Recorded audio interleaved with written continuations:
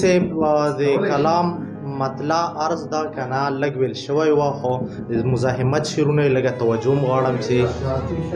د دوه مخو د صحبت نه امن غواړه د دوه مخو د صحبت نه امن غواړه د تور مخو د ظلمت نه امن غواړه او د ضرب المثل شعر دی چې دا متل دی چې د خره مینه لګت وي دا متل دی چې د خره مینه لګت وي د جاهل د شفقت نه امن غواړه پلار او زوی هم جنګوي او داسې قوم دی پلار او زوی هم جنګوي او داسې قوم دی استاجي د ماغول د رفاقت نه امن غواړه پلار او زوی هم جنګوي او داسې قوم دی